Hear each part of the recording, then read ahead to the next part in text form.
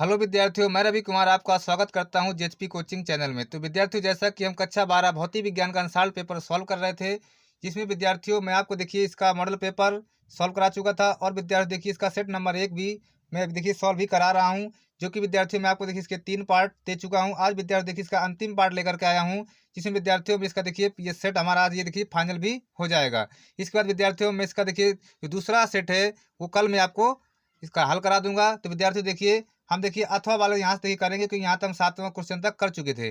देखिए विद्यार्थियों अथवा वाले में देखिए कह रहा है आंशिक रूप से परावैद्युत द्वारा भरे समांतर प्लेट धारित्र की धारिता के लिए सूत्र स्थापित कीजिए। देखिए हमारा क्वेश्चन बोल रहा है कि आंशिक रूप से परावैद्युत द्वारा भरे समांतर प्लेट धारित्र की धारिता के लिए सूत्र स्थापित कीजिए। चलिए विद्यार्थियों देखिए 5 नंबर क्वेश्चन है, यहीं से स्टार्ट करते हैं और इस सेट को भी देखिए हम फाइनल आज कर देंगे। तो चलिए वीडियो को मैं शुरू करता हूँ।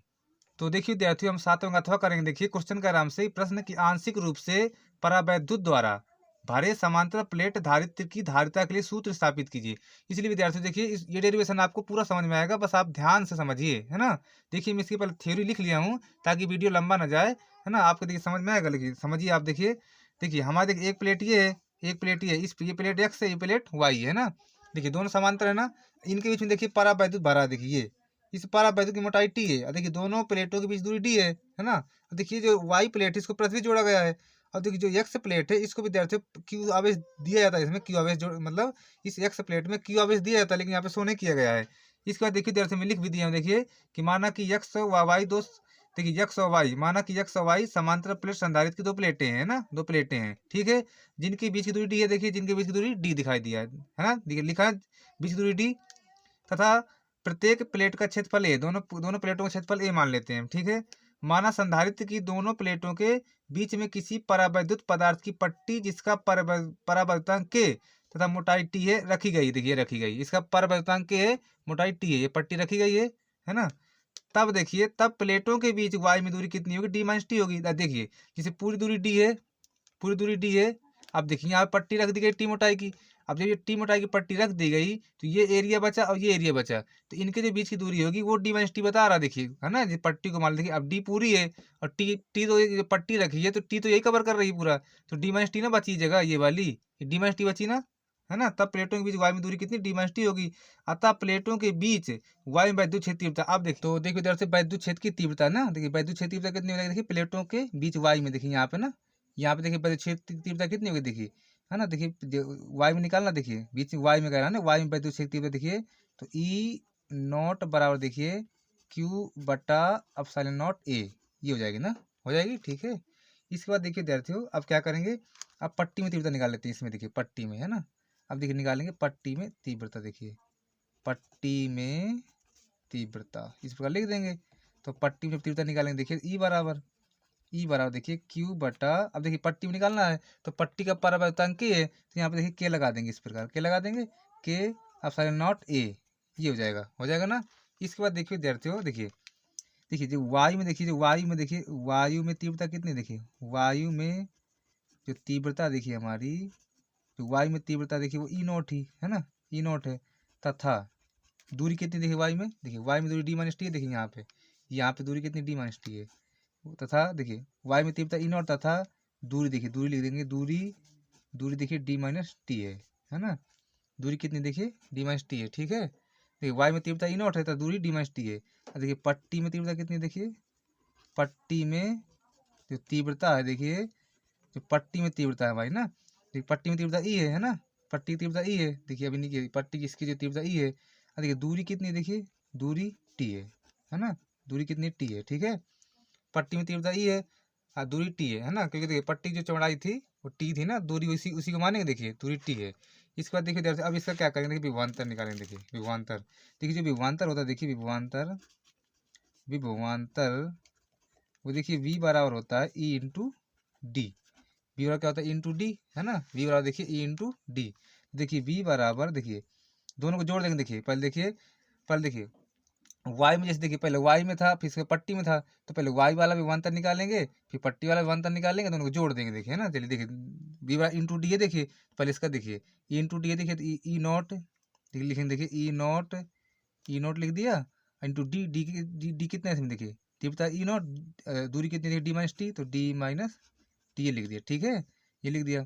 अब प्लस इसी पर इसको देखिए ई इंटू टी है, तो इसमें है ना, ठीक है, तीव्रता ई, दूरी टी, तो ई इंटू टी ये हो जाएगा। बस हम मान रख लेते हैं इनका, बस आ जाएगा। देखिए देखिए तो वी बराबर ई नॉट का मान कितना था, देखिए क्यू बट्टा एप्सिलॉन नॉट ए, यही था ना, और डी माइनस टी था, प्लस इसमें ई का मान कितना, देखिए क्यू बट्टा के एप्सिलॉन नॉट ए, है ना, इंटू टी था, यही था ना।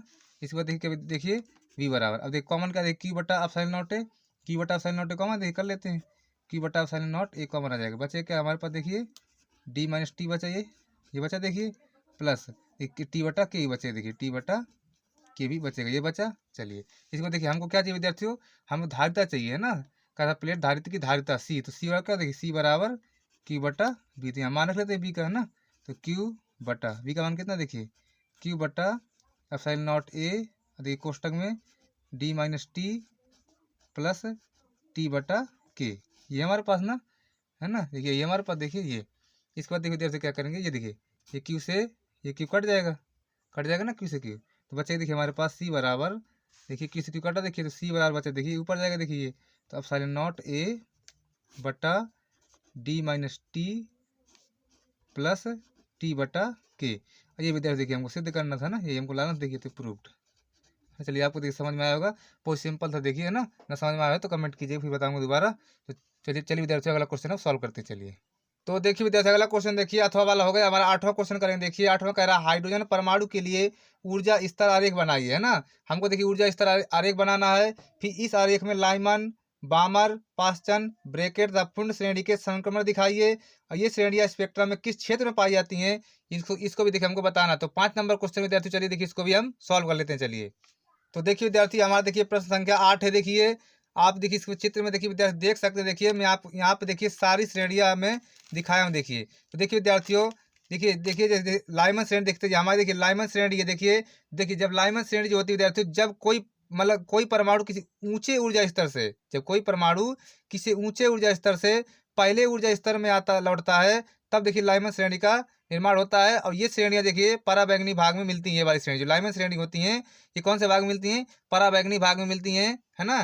जो लाइमन श्रेणी होती हैं कौन से भाग में मिलती है, देखिए पराबैंगनी भाग में मिलती हैं। मतलब जब कोई भी परमाणु किसी ऊंचे ऊर्जा स्तर से जब पहले ऊर्जा स्तर में लौटता है, तब जो है लाइमन श्रेणी का निर्माण होता है, और ये श्रेणियां पराबैंगनी भाग में मिलती हैं। इसके बाद देखिए विद्यार्थियों, जो बामर श्रेणी देखिए हमारी, ये बामर श्रेणी देखिए, इसी प्रकार विद्यार्थियों आपको देखिए चित्र बनाना पेपर में, देखिए बामर श्रेणी है।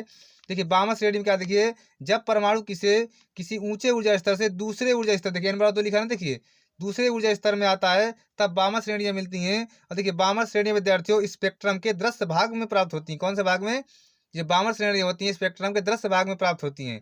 इसी प्रकार देखिए विद्यार्थियों ये पाश्चन श्रेणी है। देखिए जब कोई परमाणु किसी ऊंचे ऊर्जा स्तर से तीसरे ऊर्जा स्तर में आता है, देखिए n बराबर 3 लिखा है ना यहाँ पे, देखिए है ना, तीसरे ऊर्जा स्तर में आता है, तब देखिए पाश्चन श्रेणियां मिलती हैं।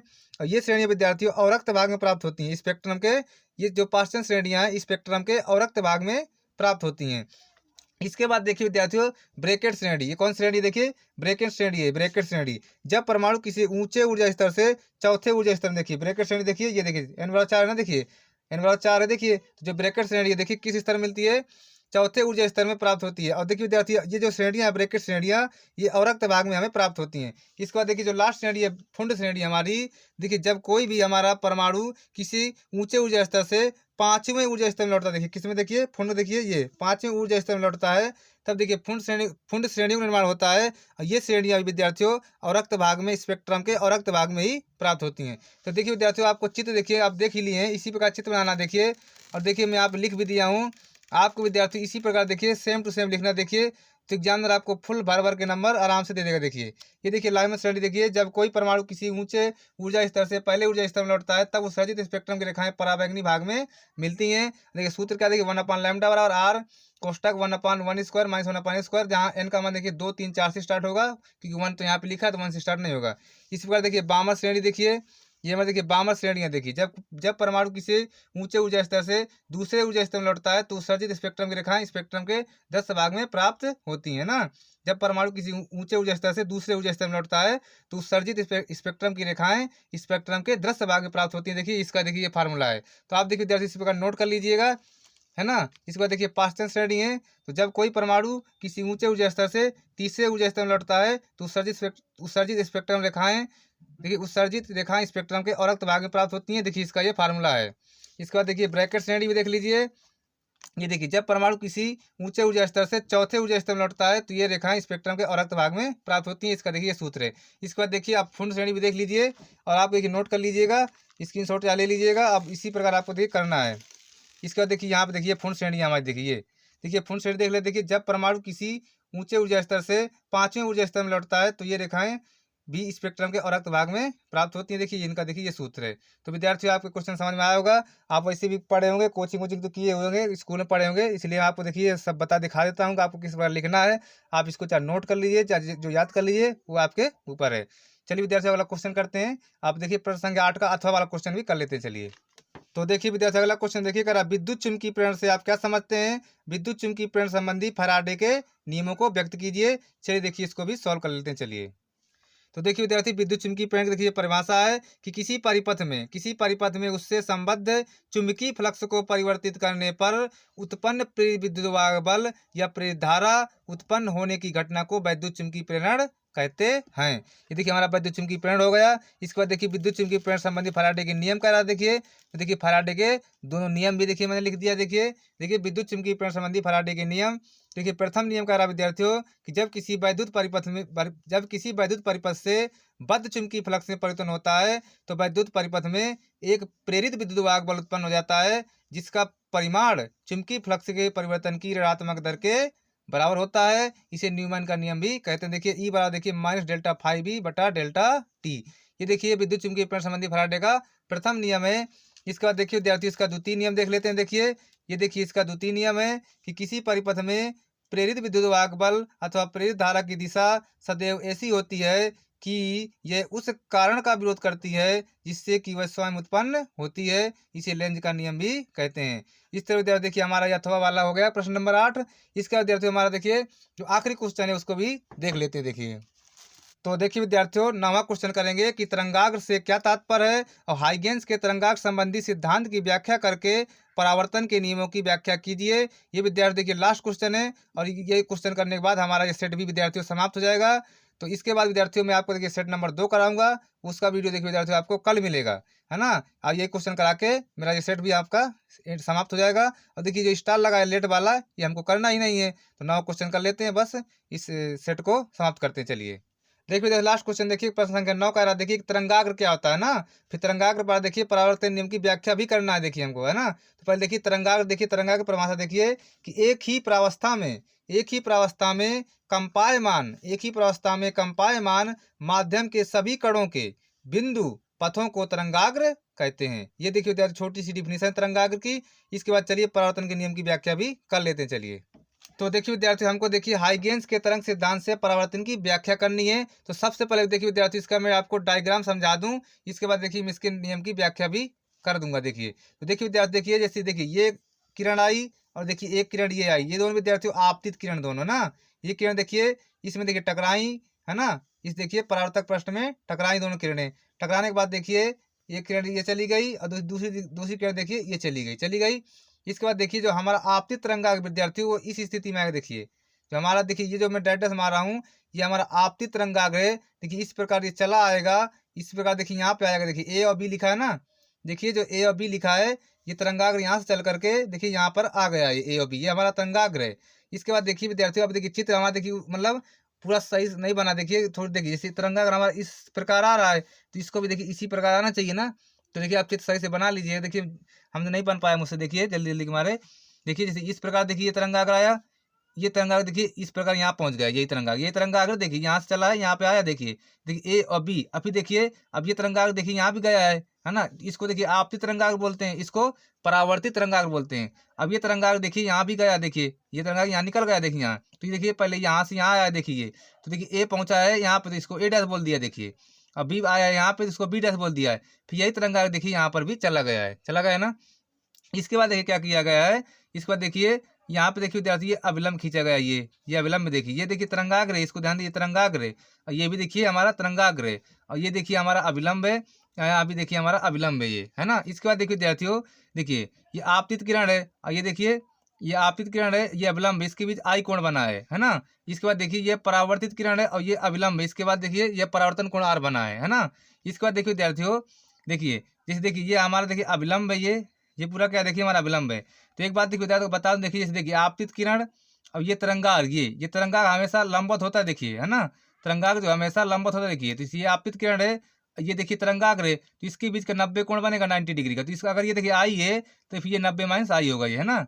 क्योंकि देखिए ये 90 बनेगा यहाँ से यहाँ तक, तो अगर ये आई है तो फिर 90 माइनस आई होगा, क्योंकि तो दोनों को जोड़ दूंगा, देखिए तो आई कट जाएगा, 90 बचेगा, है ना। देखिए ये हो गया। इसके बाद देखिए अब यहाँ पे आते हैं, देखिए अब देखिए अविलंब, जैसे ये हमारा अविलंब है, तो ये देखिए हमारा यहाँ से यहाँ तक 90 डिग्री होगा, देखिए ये पूरा कोण, ये वाला यहाँ से यहाँ तक 90 डिग्री होगा, 90 डिग्री होगा ना यहाँ तक। देखिए 90 माइनस आइए ले गया, तो ये जो बचेगा हमारा, देखिए विद्यार्थी यहाँ से देखिए, सॉरी देखिए यहाँ से ये गलत लग गया, देखिए ये यहाँ से हमारा देखिए आई बचेगा, ये हमारा आई बचेगा, क्योंकि देखिए जब दोनों को जोड़ूंगा तब भी देखिए आई कट जाएगा, 90 बचेगा ना।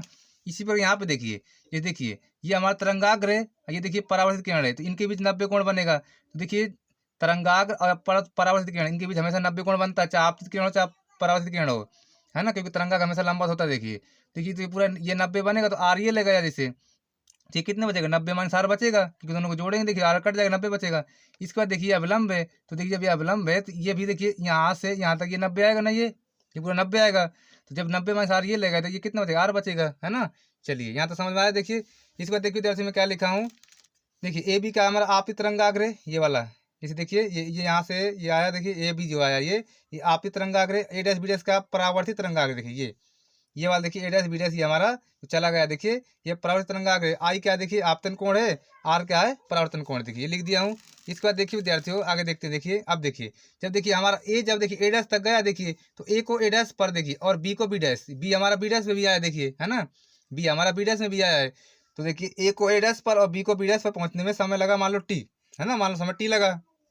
अब प्रकाश काल की तिथि होती है, तो दूरी अगर निकालेंगे विद्यार्थियों, दूरी देखिए दूरी कौन सी दूरी निकालेंगे, देखिए ये वाली ए डैश और बी बी डैश, ये वाली दूरी निकालना, देखिए हमको ए डैश और बी डैश दूरी निकालना। देखिए जब दूरी निकालेंगे देखिए तो प्रकाश चाल सी होती है, देखिए दूरी वाला चाल गुणे समय, तो बी डैश कितना होगा, सी इंटू टी होगा। अब देखिए बी डैश सी टी होगा, तो देखिए विद्यार्थियों ए डैश भी सी टी होगा, देखिए ए डैश भी यही आएगा हमारा, है ना, दोनों बराबर आएंगे। ये जो हमारा देखिए बी डैश होगा वो सी डैश होगा, दोनों बराबर आएंगे। देखिए चित्र में देखिए जो हमारा देखिए ए डैश होगा जो बी डैश होगा, दोनों बराबर आएंगे, सी टी आएंगे। इसके बाद देखिए विद्यार्थियों अब देखिए इसको क्या करेंगे, सर्वांगसम सिद्ध करेंगे हम, है ना। आप इसको क्या करेंगे, देखिए यहाँ तक आपको समझ में आया। इसके बाद चलिए देखिए इसको सर्वांगसम सिद्ध कर देते हैं। सर्वांगसम सिद्ध कर देंगे क्योंकि हमें परावर्तन नियम की व्याख्या करना है। अब परावर्तन नियम की व्याख्या करने के लिए आपतन कोण, जो आपतन कोण होता है परावर्तन कोण के बराबर होना चाहिए, तो आई बराबर आर हमको दिखाना पड़ेगा, है ना। तो चलिए पहले देखिए अब मैं चित्र से देखिए इसको पहले सर्वांगसम सिद्ध करूँगा। चलिए तो देखिए विद्यार्थियों आप देखिए अब मैं इसको देखिए सर्वांगसम सिद्ध करना, देखिए दो इसमें देखिए त्रिभुज, दोनों त्रिभुज देखिए ले लेता हूँ। देखिए पहला त्रिभुज देखिए लिखेंगे, देखिए त्रिभुज कौन कौन त्रिभुज लेंगे, देखिए A dash B dash, A dash B dash, वाह त्रिभुज कौन सा लेंगे, देखिए अभी A B dash, A B dash में, है ना। ये दोनों त्रिभुज देखिए ले लेते हैं। इसमें आप देखिए विद्यार्थियों, इसमें देखिए जो भुजा ए बी है, देखिए दोनों त्रिभुज में आ रहा है, देखिए ना, जो ए बी है वो ए बी है, देखिए दोनों में आ रहा है। देखिए तो ए बी देखिए बराबर ए बी बराबर ए बी दोनों में आ रहा है। देखिए ये क्या देखिए उभयनिष्ठ है, क्या है देखिए ये हमारी देखिए उभयनिष्ठ है, ये है ना, ये देखिए हमारा उभयनिष्ठ है। देखिए उभयनिष्ठ हो गई।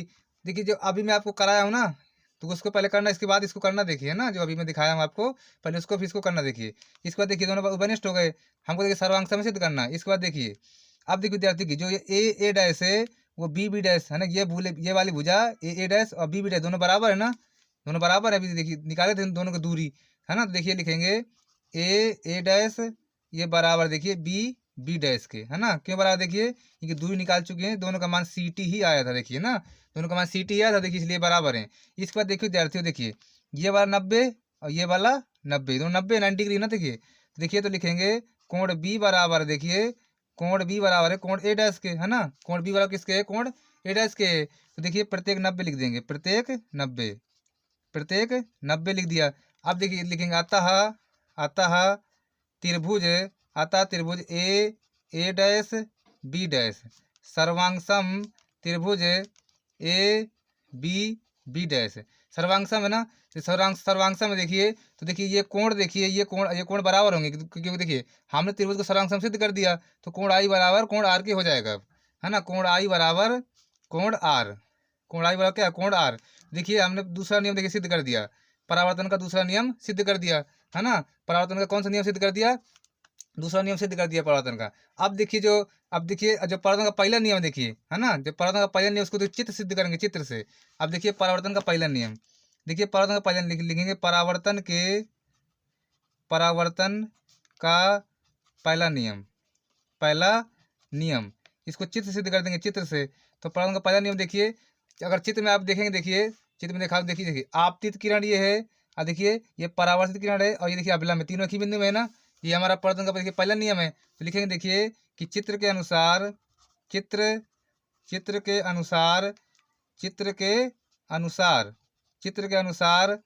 देखिए आपतित किरण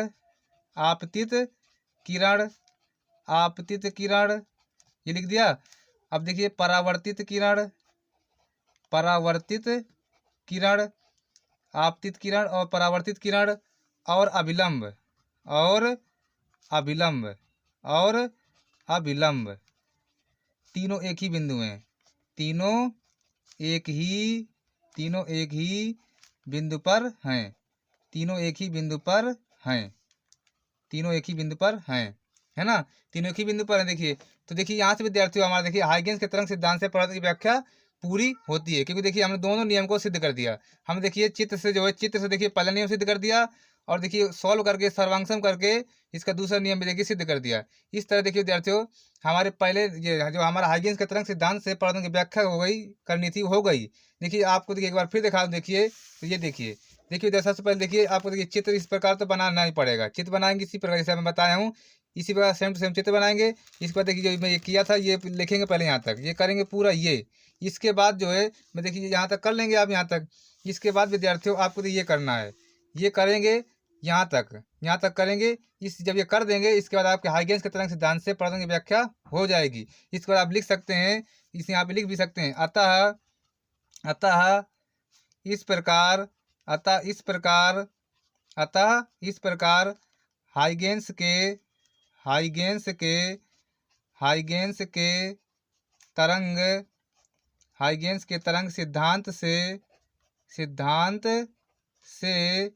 हाइगेंस के तरंग सिद्धांत से परावर्तन की व्याख्या होती है, परावर्तन की व्याख्या हो जाती है। इस प्रकार लिख देंगे। तो विद्यार्थियों मैं यहीं तक रखता हूँ, हमारा सेट नंबर 1 भी पूरा हो गया। अगर आपको मेरा वीडियो पसंद आया हो तो मेरे वीडियो को लाइक, शेयर और चैनल को सब्सक्राइब न किया सब्सक्राइब कर लेना। अब मैं विद्यार्थियों आपको कल जो है इसका दूसरा सेट जो है शुरू कर दूंगा सॉल्व कराना, उसको विद्यार्थियों में 4 पार्ट में उसको भी बनाऊंगा। तो चलिए विद्यार्थियों में चलता हूँ, नमस्कार।